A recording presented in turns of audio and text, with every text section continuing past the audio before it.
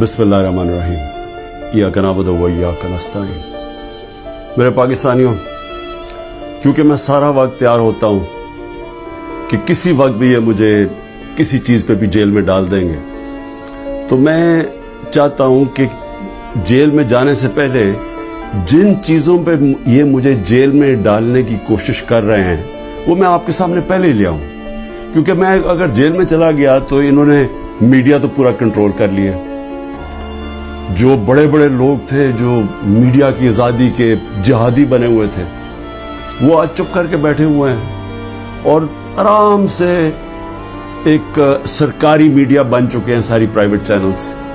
तो मुझे किसी ने सुना नहीं है। एक दफ़ा मैं अंदर चला गया जेल में, तो लिहाजा ज़रूरी ये है कि मैं आपके सामने पहले ही चीज़ें रख दूँ। जो ये कोशिशें हो रही हैं और बड़ी तेज़ी से कोशिशें हो रही हैं कि ये जेल में चला जाए केयरटेकर गवर्नमेंट के आने से पहले।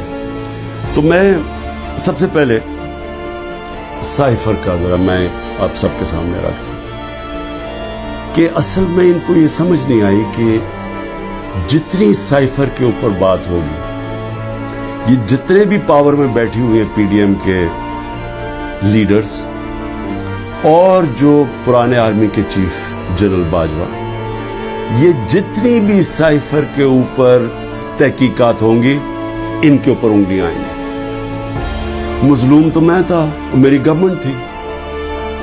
हमारी गवर्नमेंट गई, जैसे साइफर आया उसके अंदर बार बार बता रहा हूं कि एक अमेरिकी ऑफिशियल डोनाल्ड लू हमारे एम्बेसडर को कहता है, असद मजीद को, वॉशिंगटन में, कि इमरान खान को तुमने वोट ऑफ नो कॉन्फिडेंस में हटाना है।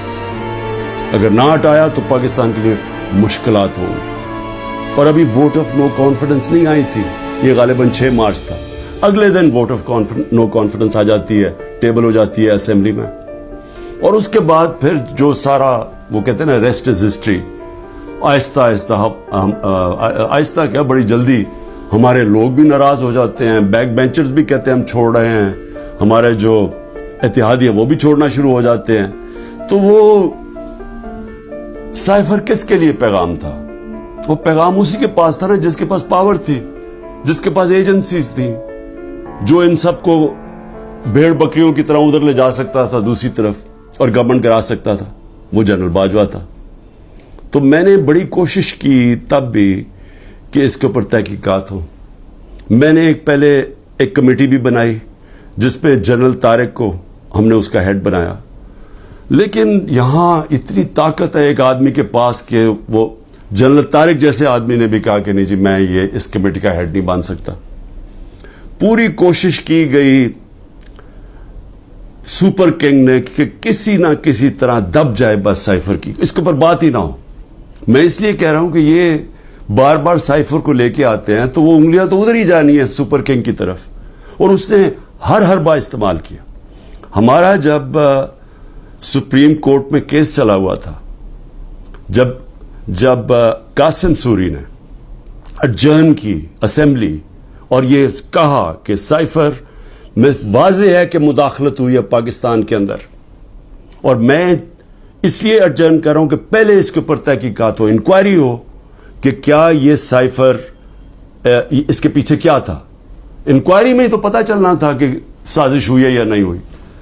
तो उसने जब वो लहराया और उसने अडजर्न की, तो उसके बाद सुप्रीम कोर्ट में चला गया केस।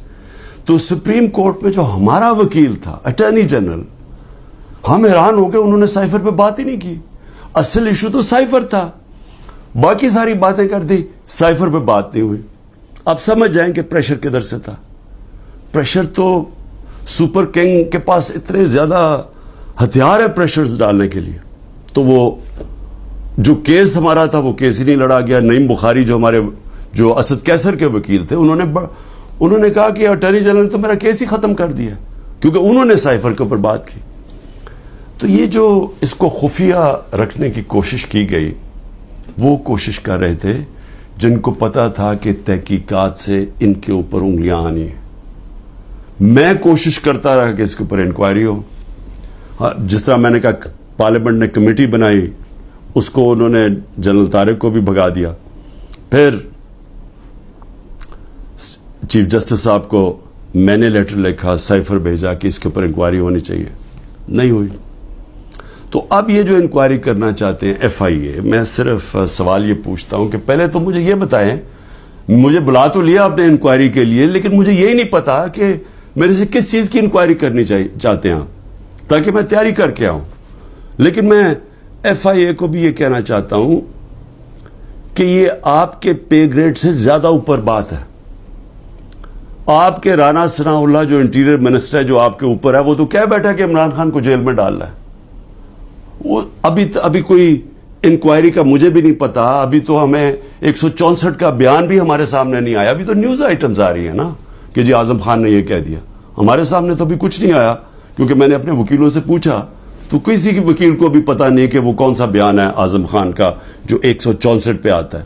یہ تو نیوز آئٹمز آ رہی ہیں. تو ابھی سے ہی وہ کہنا شروع ہو گیا ہے کہ جی اس نے جیل میں جانا ہے جو ایف آئی اے کا ہیڈ ہے. تو ایف آئی اے کی کیا حیثیت رہ گئی؟ تو ہمیں تو پتا انہوں نے کیا کرنا ہے, لیکن قوم کو پتا ہونا چاہیے کہ یہ اتنا بڑا ظلم ہوا اس ملک کے ساتھ, جو انہوں نے جو گورنمنٹ گرائی ہماری, جو میں نے آپ کو بتایا بھی کہ آئی ایم ایف کی صرف آپ رپورٹ پڑھ لیں کہ انہوں نے